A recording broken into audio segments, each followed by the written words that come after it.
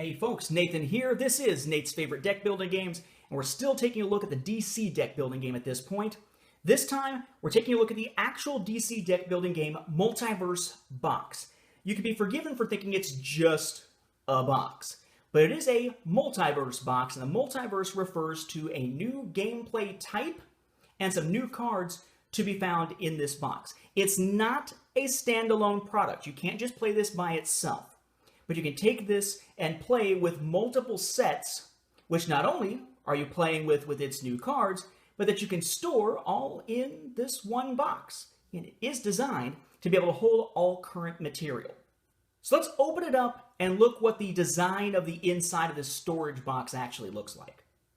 Once we open up the box, you've got some foam dividers in here to help you store your collection. But it is designed to be able to store your cards face up with dividers in these three different rows. Bear in mind, though, that those oversized cards that we'll get will not fit in there widthwise. I'll show you that momentarily. Inside the box, we've got a rule book. Notice, very small. It's not a rule book for the entire game. This is just an expansion that gets mixed in with the other games. It happens to come in a real cool box with some accessories and such. So this really only delves into how to play the multiverse game based on the convergent storyline as opposed to how to play a regular game. But then inside, you have a ton of dividers and some new cards here. So the dividers, we have a divider for oversized superheroes and supervillains. Although I find this weird because the box itself doesn't actually fit them widthwise. You still have to sit them kind of sideways. But there is a divider if you want to use it for oversized heroes and supervillains, the characters that we use to play as to represent you, supervillains being the ones in Forever Evil.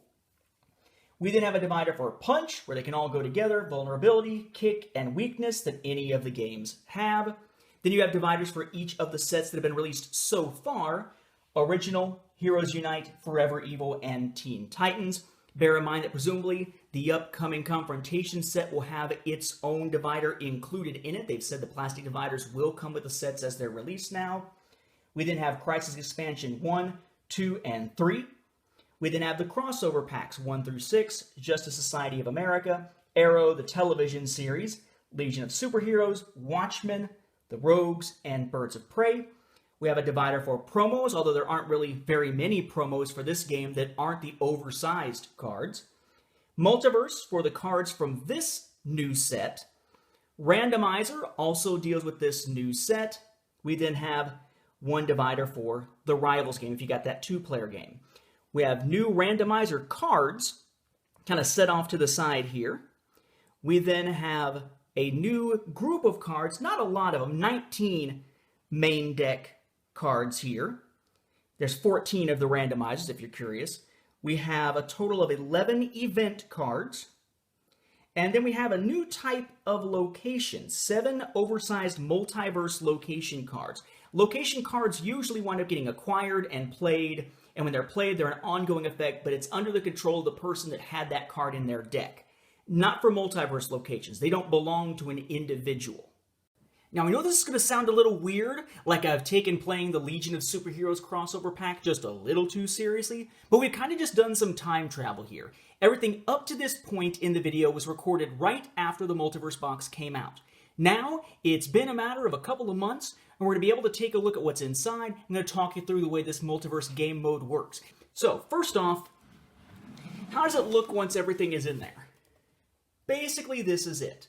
Okay, this is everything that exists so far for the DC deck building game. Everything. Well, with the exception of the Gypsy promo card from 2017, which is right now only available to people who won tournaments at certain events. Otherwise, it's everything. So you'll have a divider, like here for Forever Evil, and all your cards in front of that from that set. And it has Heroes Unite and the original set and so forth. I actually usually have this facing this way, so I'll just turn it around. But you got punches, vulnerabilities, kicks, weaknesses, the original set, Heroes Unite, Forever Evil, Teen Titans, the first Crisis expansion, second, third, and then you got all the crossover packs here. Then Confrontations, one of the things that it comes with is another of those dividers. We saw that when we looked at Confrontations, but every set now will come with a divider, so you can stick that divider into the box to keep track of your stuff. The promo cards, the small ones, there's only a couple, Gotham City Docs and Felix Faust, goes in there with promos. Multiverse is where our new cards come in, and we're going to be using those. Then you got Rivals, the oversized superheroes. You sit them sideways in here, but right now, there's enough superheroes and supervillains to actually basically be one full width of the side. Lots of little foam dividers. I put the locations either in here or over here for Multiverse. We'll use those. All of our tokens, we still got them in the bags, like our Frozen token from Forever Evil and Crisis Expansion 3. Victory tokens, same thing, victory point tokens. The turn indicators from Confrontations, I just keep them in their little baggies, stick them on in there. And then I usually keep the rules for the different crossover packs, including Watchmen, that we saw was kind of weird, down in there. But there's plenty of room for several more sets, quite a few more crossover packs, more heroes. So one of these Multiverse boxes, despite the fact that it came out at a time when they had quite a few products already out, makes plenty of room for years of content to come. Definitely a nice value, and unlike most games, it is giving you a new game mode instead of just the box, which I think is a great added value to this, and probably something that may not be played as often as something like the Crisis setup, but which really makes good use of the fact that your box is organized. It basically makes you organize the box and then uses that organization for its game mode. Pretty inventive. The next big question, how does the Multiverse game mode actually work? Well, it's based on the Convergence storyline of the DC Comics, and essentially it combines elements of Convergence and the Crisis expansions and regular games into a new game mode that doesn't quite match any of them, that makes full use of the fact that you have tons of sets sitting in this box, in theory, while at the same time making sure that you're not being required to have anything in your game that you don't already own. That's a very nice thing about the way that it's designed. You use all your stuff, but there's a way to make sure that the game, quote-unquote, knows what you have, so you're not being asked for something you don't. So setup is going to start with those randomizer cards. They have randomizer on the back. There's one for each set and expansion. And yes, Confrontations, just like it comes with a new divider for Confrontations, comes with a randomizer card for it to add in here. All future sets will do that, so this accounts for all the different products released so far. The first thing you're going to do is double check, and if there's one you don't own, like let's say you don't own Crisis Expansion Pack 3, you take it out of the game. That way, it doesn't expect you to ever do anything with Crisis Expansion 3 that you don't own. But any ones that you do own stay within the stack. Your next step then is to pick a base set. Right now you got the original set, Heroes Unite, Forever Evil, Teen Titans, and technically Confrontations. You can tell by the fact that they're white, although I'm not sure I would use Confrontations to start a Multiverse game. But you're going to pick a set, we'll just use the original set, and pull that randomizer out, because that won't be anything you're going to be randomly grabbing from the box. You're going to actually use the original set as the base of this game, or Heroes Unite, whichever one you choose. I just happen to be choosing the original set. So I'm going to pull that out. So I picked the original set as my base set, pulled out the randomizer card. That means I need to look in my box for my organizer, my divider for the original set, pull out all the cards that are in there for the main deck. What does that mean? That means a whole bunch of cards from that set, but not the supervillains from it, just the main deck cards. Then I'm going to take out my cards that came with the Multiverse Box. And the Multiverse Box came with 19 main deck cards, as I mentioned, and also 3 new supervillains. I'm going to take the supervillains, set them aside for later, and the 19 cards here are going to be integrated the same way that the crossover packs recommend, starting with number 5, the Rogues, which means I'm going to take my main deck, whatever it is, for whatever set it is, have 2 halves. I'm going to shuffle this into one of the halves. Let's say it's this one, and whichever half I shuffle it into goes on top to pretty much guarantee that during the game we're going to run into these new main deck cards from the Multiverse Box.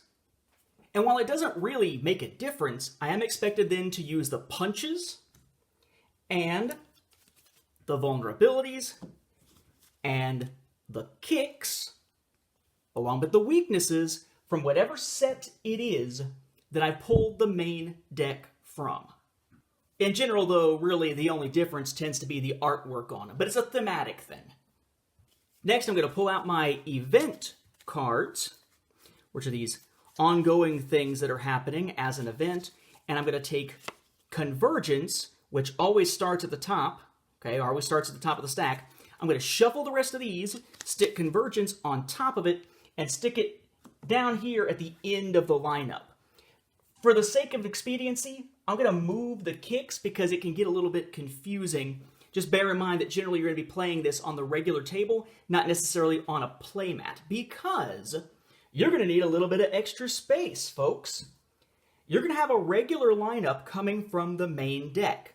But the next thing you're going to do is that you're going to randomly draw a card from the Randomizer Cards. In this case, it's Crisis Expansion Pack 1.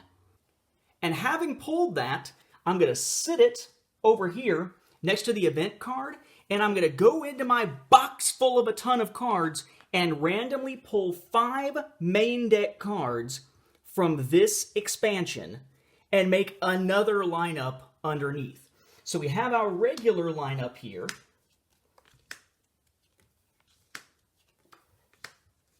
But now I have to go and dig inside the box, say, okay, all right, so here's my Crisis Expansion 1 cards. I got to make sure that what I'm pulling here are my main deck cards, so I'm going to get anything out of here that's, Crisis cards or supervillain cards or anything like that. Okay, there's my main deck cards.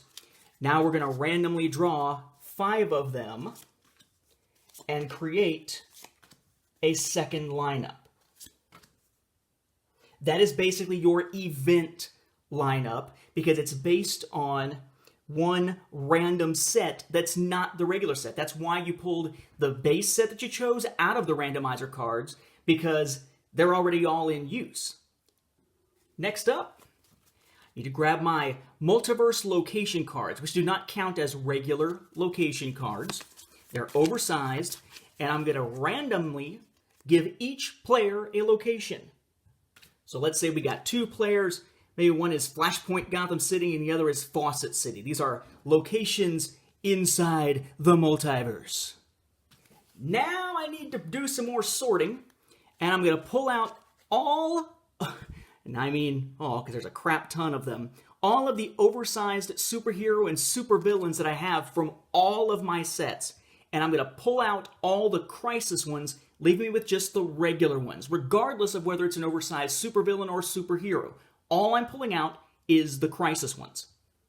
So that's all the regular heroes and villains that I now have here from the crossover packs, from the Crisis expansions, from the regular sets, and even from Confrontations and Rivals. I now have one giant stack here that doesn't have any of the Crisis versions in it. I'm going to shuffle these and deal 3 to each player.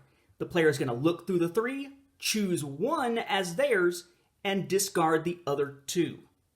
So I get 3, maybe one's a supervillain, maybe one's from Confrontations or Rivals or something, but I say, hey, I'm going to stick with, whichever, Ozymandias, let's say in this case. That is now my hero.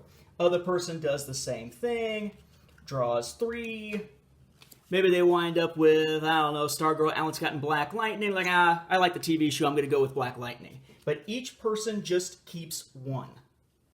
Now, interestingly, regardless of which oversized superhero or supervillain you're choosing to play as to represent you, you will have 3 champions who are essentially out there defending you. And the champions are going to wind up being either the supervillains from the supervillain stacks of most of the games, or superheroes from the superhero stack that are regular size from Forever Evil or the Rogues crossover pack. So you're going to dig out all of your supervillains except the ones marked Impossible Mode from Crisis. Okay.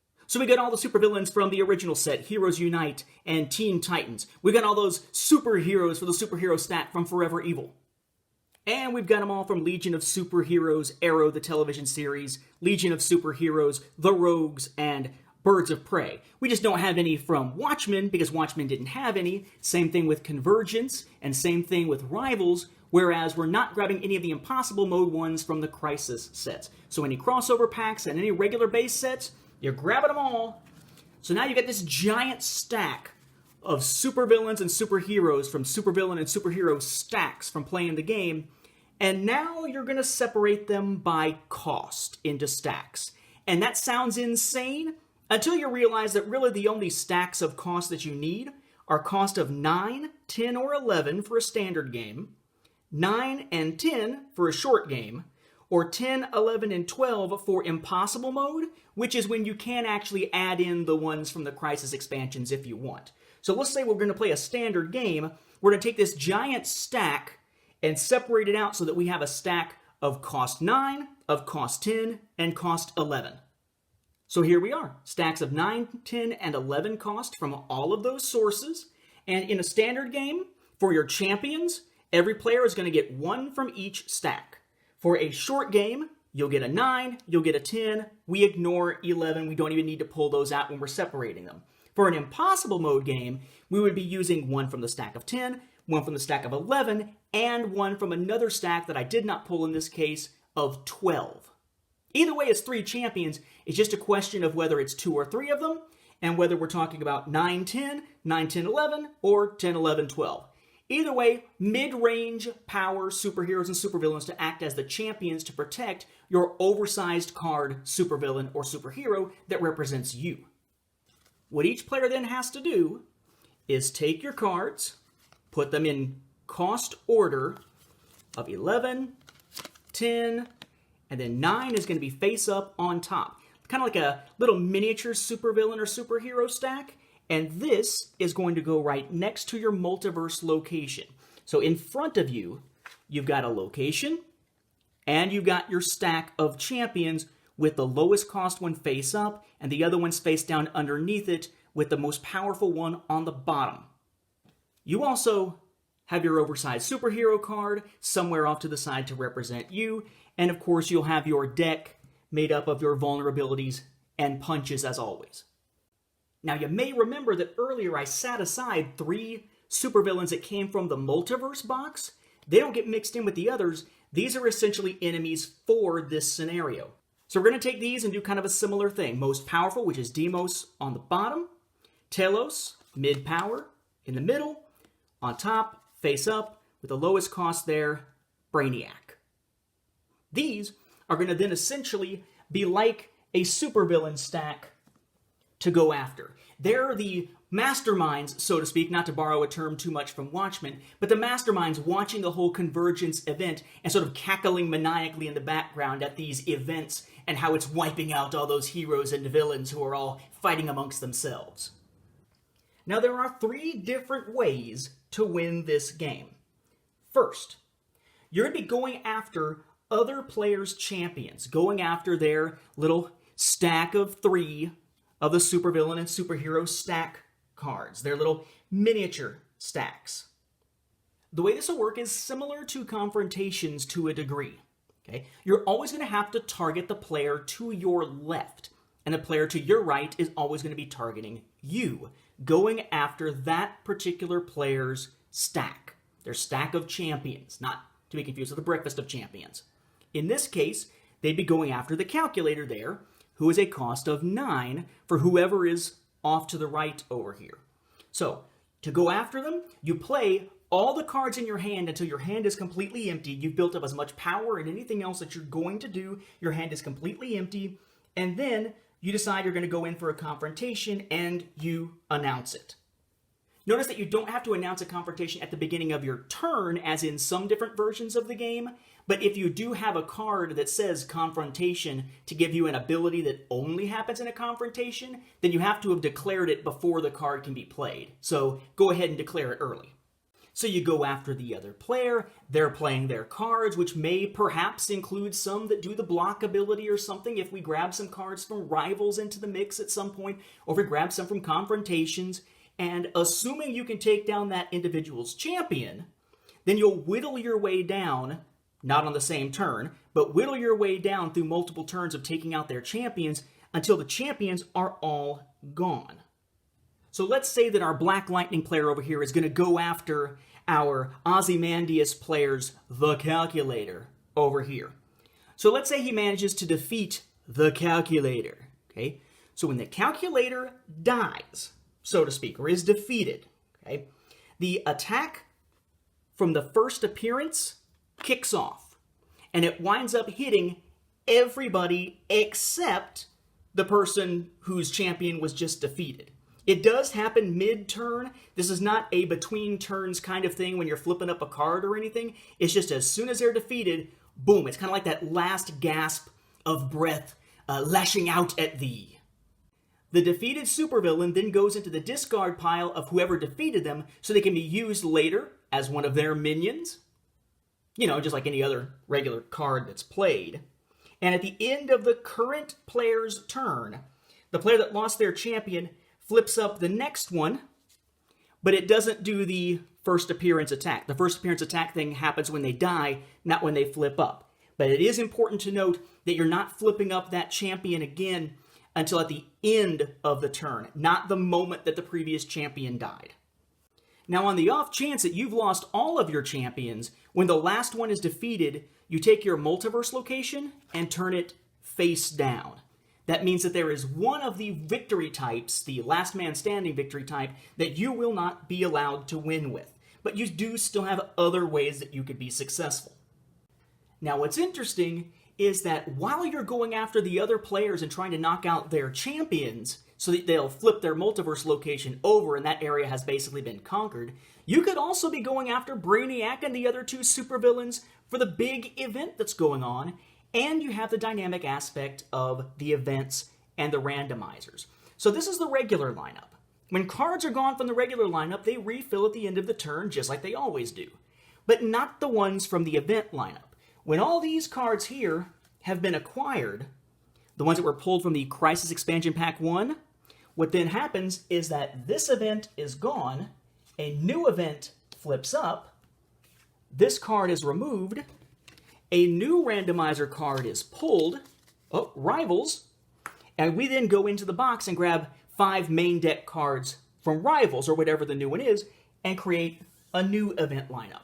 Every time this one runs out, because it never gets refilled while it's still got cards in it, as soon as this becomes empty, flip an event, grab a new randomizer, 5 new cards from that set. So you're constantly running into cards from other sets than the one that you've got as your main base set for this game. And eventually, if you wind up running out of randomizer cards, you just shuffle them all and keep on going. Now again, I said there were multiple ways to win, and then I described to you the process of going after another player's character. That is one of the main ways to win. Okay? If only one player has any champions left on their stack, that player wins. And you don't count any victory points or anything else with your deck. You are basically the last man standing. That is the one that if all your champions are defeated so your location is flipped over, that you can't win with. That is basically impossible now because you got to have at least one champion left and all of yours are gone. Okay? If by chance, as a group, you manage to keep playing and instead of taking out each other, maybe you decide to focus on the supervillain stack over there with those 3 fairly powerful supervillains. Again, Brainiac, Talos, and Deimos. Well, you take out Brainiac, then in comes Telos. Take out Telos, in comes Deimos. If you take out Deimos, the game is won, the game is over, and just like in a regular game of the DC deck building game, that is when you then all count up your victory points, and the winner is whoever has the most victory points. On the other hand, there's an even faster way to win if you wind up in a situation where there's a lot of fighting going on between the players instead of going after the supervillain stack. Because if Brainiac, the very first of these supervillains, is still sitting on there, and you wind up in a position where one player has all 3 of their champions knocked out, regardless of which player it is, but all 3 of one player's champions all get knocked out, and Brainiac's still on the stack, the game ends immediately. And all players count up their victory points. The winner is the one with the highest victory points. So basically, again, 3 ways to win. Defeat all 3 supervillains, then count up victory points. Defeat none of the supervillains, but have somebody lose all 3 of their champions, then count up victory points. Or get to the point where there's only one player with any champions left on their stack, at which case the one who has the survivor wins as the last man standing. Look, I know, this stuff's complicated. It's complex. It's the single most complex mode you will ever see probably with this game. It even puts the Crisis expansions to shame in terms of complexity. But if you've played this game a lot, it's actually a little bit of time spent on setup rather than a lot of frustration and confusion in playing the game that's going to be the issue. So set aside a little bit of time, get yourself set up correctly, have your cards, packed up in your box and ready to go, and it can be a really fun way to change up this game. I've talked before about how this game is very straightforward. And if you want to change it up, you need crossover packs for a little bit of change up, except Watchmen that does a lot, or Crisis expansions for quite a bit of change up, just like Watchmen, or you're going to need something like a Rivals or Confrontations game to change up at least the goal of the game. But the one that's really going to let you use all your cards and combine them in a way that makes sense without diluting everything, the one that's going to give you a lot of different options for winning and a way to basically have not even remotely the same game twice, that's going to be your Multiverse Mode. It is really kind of crazy, but if you got all the sets, or quite a few of the sets, you ought to give it a try. It's insanity, just like the Convergent storyline was in the comics, but it can be a very rewarding experience for those for whom the regular DC deck building game has gotten a little bit mundane. So, that wraps up our coverage for now of the DC deck building game. We have checked out every single product they have released thus far, plus the original 10 promo cards. We do have a New Gods crossover pack coming out soon. They have not yet announced what the next big set is as of now at the beginning of February 2018. But we will be back with more installments of the DC deck building game segment here for Nate's favorite deck building games as more are released. For now, we've reached the peak of DC deck building game complexity. I think it's time we take a nap and relax. Coming soon, a look at the Marvel Legendary game, and then eventually some of the Legendary Encounter scenarios.